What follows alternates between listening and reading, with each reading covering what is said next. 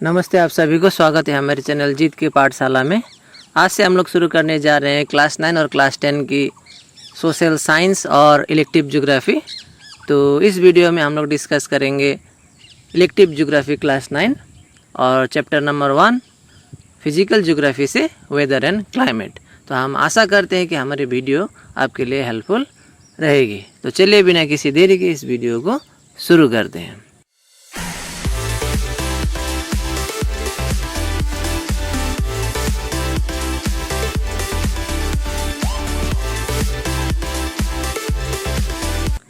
Weather and climate introduction देखेंगे पहले।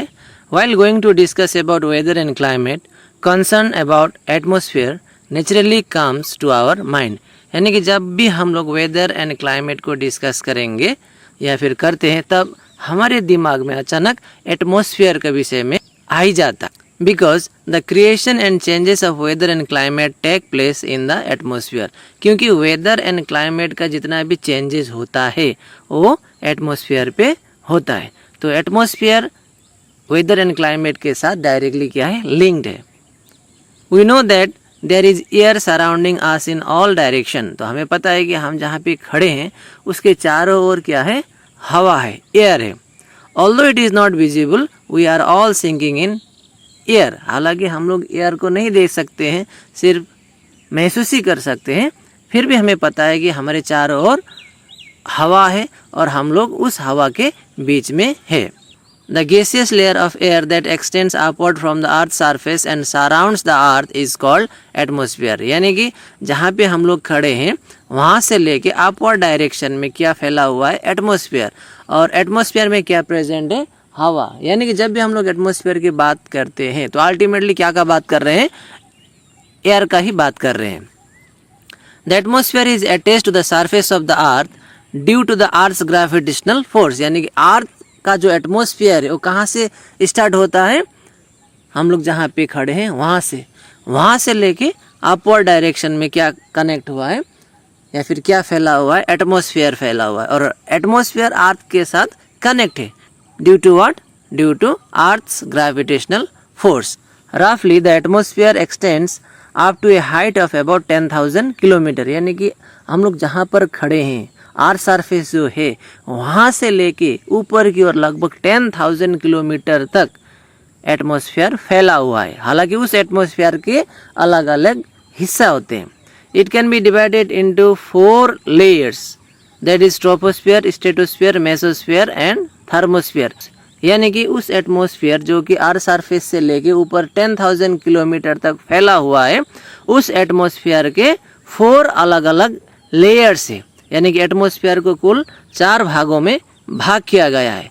उस 4 भागों के नाम कौन कौन से हैं, ट्रोपोस्फेयर, स्ट्रेटोस्फेयर, मेसोस्फेयर और thermosphere. The lowest layer of the atmosphere is troposphere. और एटमॉस्फेयर का सबसे निचला हिस्सा जो है उसे हम लोग कहते हैं troposphere. As this layer is closely attached to the earth surface, it contains lots of moistures and thus all the weather phenomena including the creation of cloud and rainfall take place in the troposphere. तो हम लोग को क्या समझ में आया कि जो एटमॉस्फेयर है वो पृथ्वी से लेके यानी कि अर्थ सरफेस से लेके ऊपर 10,000 किलोमीटर तक फैला हुआ है। और उस 10,000 किलोमीटर का जो हिस्सा है उसे मेनली 4 भागों में भाग किया गया है। सबसे पहले है ट्रोपोस्फेयर, स्ट्रेटोस्फेयर, मेसोस्फेयर, थर्मोस्फेयर और हालांकि और एक होता है एक्सोस्फेयर, यहाँ पे मेंशन नहीं किया गया है। तो बुक में अगर या फिर क्वेश्चन अगर आए how many layers are there in atmosphere, आप लोग लिख सकते हैं 4। अगर 4 ना आके ऑप्शन में 5 है तो 5 भी करेक्ट होगा, क्योंकि ट्रोपोस्फेयर, स्ट्रेटोस्फेयर, मेसोस्फेयर, थर्मोस्फेयर, उसके बाद आता है एक्सोस्फेयर।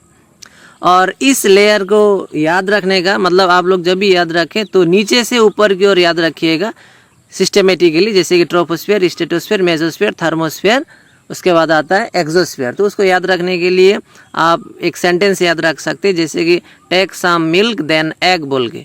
तो टेक से टी यानी कि ट्रोपोस्फेयर, सम से एस स्ट्रेटोस्फेयर, मिल्क से एम मेसोस्फेयर, देन से टी थर्मोस्फेयर और लास्ट में एग आएगा तो एग से आप लोग ई रख सकते हैं याद, जिससे हम लोग एक्सोस्फेयर समझ में आ सके। तो एक फॉर्मूला है, एक सेंटेंस है जिसके थ्रू आप आसानी से इसको याद कर सकते हैं। तो उसके साथ साथ हम लोगों ने ये भी सीखा कि सबसे निचला हिस्सा जो है उसे हम लोग कहते हैं ट्रोपोस्फियर। और उस ट्रोपोस्फियर में क्या होता है, जितना भी वेदर फेनोमेना है, यानी कि क्रिएशन ऑफ क्लाउड का निर्माण होना या फिर रेनफॉल होना, कुछ भी हो, यानी कि आप जितना भी वेदर फेनोमेना होता है वो सारा कहाँ पे क्रिएशन होता है, आपका ट्रोपोस्फियर में, जो कि सबसे निचला हिस्सा है। ट्रोपोस्फियर जनरली आर्थ सरफेस से लेके 16 किलोमीटर तक फैला होता है। तो देखते हैं 1.2 definition of weather and climate. Weather and climate को थोड़ा समझने का कोशिश करते हैं। Atmosphere goes on changing. Atmosphere क्या होता है, चेंज होते रहता है। सुबह का समय का जो एटमॉस्फेयर या फिर दोपहर का क्या होता है, एक ही नहीं रहता, चेंजेस होते रहता है। The state of atmosphere is found to change from place to place in all the times. और एक जगह का जो एटमॉस्फेयर है, हवा जो होता है वो हमेशा सेम नहीं रहता है, क्योंकि कभी आप लोग ने महसूस किया होगा सुबह ठंडा वातावरण रहता है क्योंकि हवा ठंड रहता है, फिर दोपहर को जैसे होता है थोड़ा चेंजेस आता है, थोड़ा टेम्परेचर बढ़ता है तो हवा क्या होता है, हीट हो जाता है, गर्म हो जाता है, जिसके चलते क्या हो जाता है, गर्मी का एहसास हो जाता है। फिर शाम होते होते क्या होता है, इंटेंसिटी जो सन का इंटेंसिटी, सन का जो पावर है हीट करने का, वो थोड़ा कम होने के कारण हवा भी ठंड होता है, जिसके कारण शाम के वक्त भी थोड़ा ठंडी रहती। किसी भी एक जगह का एटमॉस्फेयर दूसरा जगह के एटमॉस्फेयर के साथ भी कभी भी सेम नहीं रहता है, वो हमेशा क्या रहता है, चेंज होता है, अलग अलग होता है, जिसके कारण एक जगह का वेदर और दूसरा जगह का वेदर थोड़ा डिफरेंस हो जाता है। Sun's temperature is one of the main causes responsible for the changing state of atmosphere. और यहाँ पे बोला गया है कि क्यों किसी भी दो जगह का टेम्परेचर या फिर दो जगह का एटमॉस्फेयर सेम क्यों नहीं होता है, या फिर एक ही जगह का एटमॉस्फेयर भी हमेशा सेम क्यों नहीं होता है, उसको बताया गया है। सबसे पहले कारण उसके पीछे क्या है, सन्स टेम्परेचर, यानी कि सन का जो टेम्परेचर है सभी जगह पे इक्वल नहीं होता है, जिसके चलते क्या होता है, वहाँ का जो एयर है इक्वली हीट नहीं होता है, और जिसके चलते क्या होता है, दो जगह का वेदर एटमॉस्फेयर क्या हो जाता है, अलग अलग हो जाता है। Distribution of solar temperature is not uniform in all places on the surface of the earth and so it varies in the atmosphere also।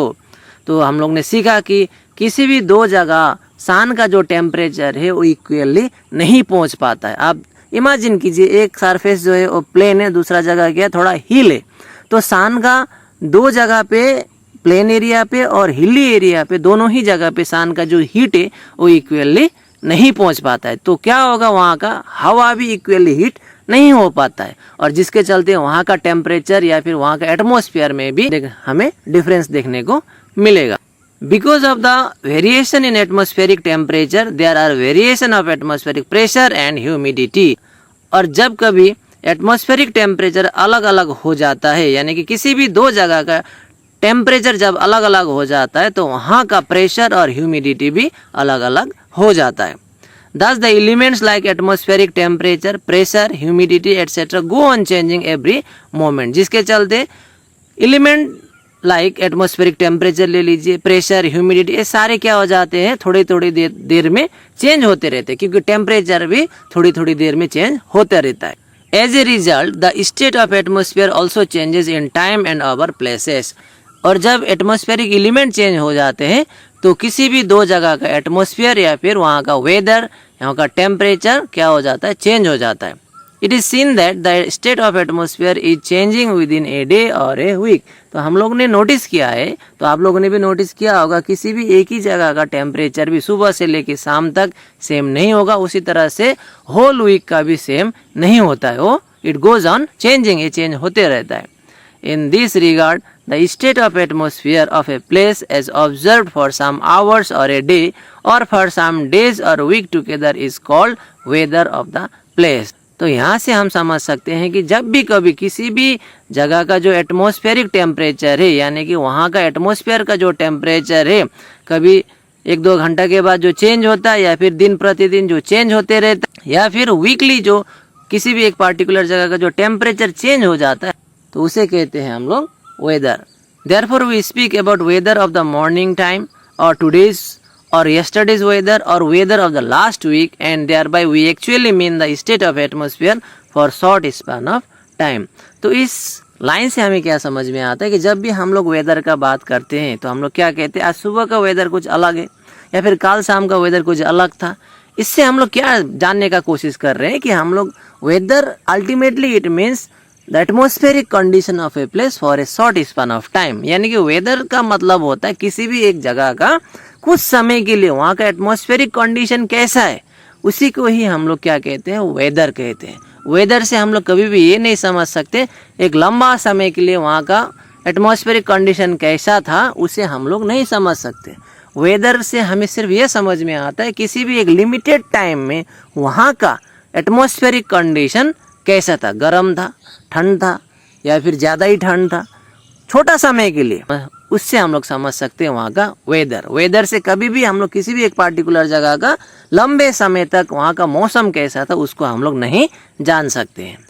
As weather means the state of atmosphere for a short span of time, so the concept of weather cannot give us the idea about the state of atmosphere for a long span of time. तो यहाँ पे वही बात को repeat किया गया है जो कि मैंने अभी आपको डिस्कस किया।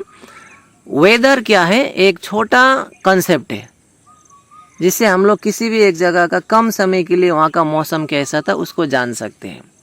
इससे कभी भी हम लोग उस जगह का लंबे अरसे तक या फिर लंबे समय तक वहाँ का मौसम कैसा था उसको हम लोग नहीं जान सकते। In this case, in order to know the atmospheric condition of a place for a long time of period, अगर आपको किसी भी एक जगह का लंबे समय तक वहाँ का मौसम कैसा था वो जानना है, we need to take the record of the elements of weather such as temperature, pressure, humidity, etc. on daily basis, and then monthly, seasonal and annual basis, and finally considering a period of at least 30 years. किसी भी एक जगह का अगर लंबे समय तक वहाँ का इन्वायरमेंट कैसा है या फिर वहाँ का वेदर कैसा है उसको अगर हम लोग को जानना है तो डेली हम लोग को क्या करना होगा, किसी भी एक पार्टिकुलर जगह का डेली का रिकॉर्ड मेंटेन करना होगा।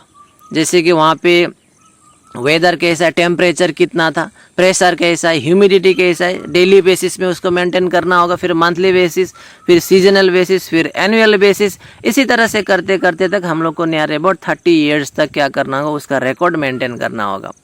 In this way the average atmospheric condition considered at least for 30 years of time based on daily, monthly, seasonal and annual data of weather element is called climate. और इसी तरह से हम लोग जब 30 इयर्स का एक रिकॉर्ड निकालेंगे डेली, मंथली, सीजनल और एनुअल डाटा के अनुसार, उसके बाद ही हम लोग वहाँ का क्लाइमेट कैसा है उसको हम लोग समझ सकते हैं। यानी कि अगर हम लोग क्लाइमेट को भी जानना चाहते हैं तो क्या करना होगा, पहले वेदर को जानना होगा। वेदर के थ्रू ही हम लोग वहाँ का क्लाइमेट जान सकते हैं। For example, we call the climate of northeast India as tropical monsoon climate as because this type of climate has been found to prevail over the northeastern region for long period of time at least for 30 years or more। तो यहाँ पे example के तौर पे कहा गया है कि नॉर्थ ईस्ट में ट्रॉपिकल मानसून क्लाइमेट है क्योंकि यहाँ पे बहुत लंबे समय तक, लगभग 30 ईयर्स और उससे भी ज़्यादा समय तक के लिए ट्रॉपिकल मानसून क्लाइमेट पाया गया। There is a clear difference between weather and climate, and to understand the difference it is necessary to consider the concept of time and place। तो weather and climate टोटली क्या है, दो अलग concept है, ये कभी भी सेम नहीं हो सकता है। क्योंकि वेदर से हम लोग सिर्फ किसी भी एक पार्टिकुलर जगह का कम समय के लिए या फिर लिमिटेड समय के लिए वहाँ का मौसम कैसा है वो जान सकते हैं, जबकि क्लाइमेट इसका अपोजिट है। Climate long period of time में वहाँ पे मौसम कैसा था उसको हम लोग समझ सकते हैं। Weather means the atmospheric condition that occurs in a place for a short period of time. Weather का अर्थ क्या होता है, किसी भी एक जगह का एटमॉस्फेरिक कंडीशन जो कि एक कम समय के लिए पाया जाता है।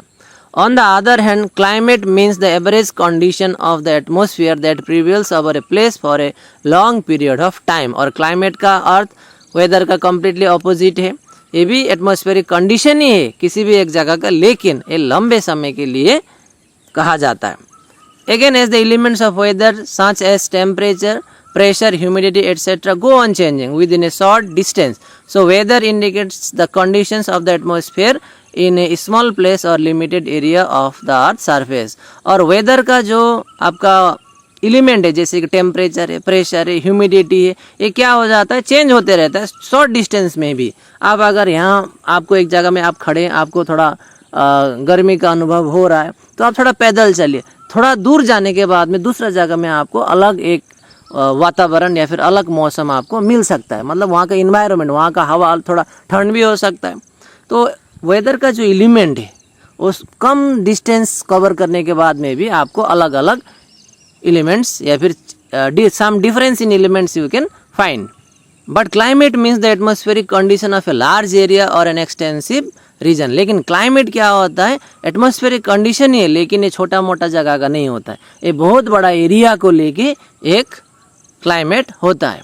For example climate of Assam, आप देखिए आसाम इतना बड़ा है, 78,438 स्क्वायर किलोमीटर का आसाम है, तो आसाम का एक क्लाइमेट होगा, जबकि वेदर क्या होगा, आपके गांव का एक वेदर होगा, उससे थोड़ा दूर जाने के बाद में आपको दूसरा एक वेदर मिल सकता है, या फिर आप जहाँ पे जिस सिटी में रहते हैं वहाँ का वेदर अलग होगा, थोड़ा दूर जाने के बाद में आपको एक दूसरा प्रकार का वेदर मिल सकता है। सो फॉर एग्जांपल में है क्लाइमेट ऑफ आसाम या फिर climate of the Brahmaputra valley etcetera. तो क्लाइमेट और आपका जो वेदर है वो टोटली डिफरेंस है। इस पार्ट से हम लोग को समझ में आया, मैं वही रिपीट कर रहा हूँ कि वेदर एक छोटा एरिया का कम समय के लिए जो एटमॉस्फेरिक कंडीशन है उसी को ही हम लोग वेदर कहते हैं, जबकि क्लाइमेट क्या होता है, एक पार्टिकुलर रीजन का एरिया भी बड़ा होगा इसका, और एक कम समय के लिए इसे नहीं निकाला जाता है। क्लाइमेट हमेशा लॉन्गर पीरियड ऑफ टाइम के लिए होता है। और इसी टॉपिक के साथ आज का वीडियो हम यहीं पे समाप्त करते हैं। अगर आपको यह वीडियो से कुछ भी हेल्प मिले तो काइंडली अपने दोस्तों के बीच में शेयर करें, ताकि हमें और नए वीडियो लाने के लिए थोड़ा उत्साह मिले। तो thank you very much for watching Jeet ki पाठशाला।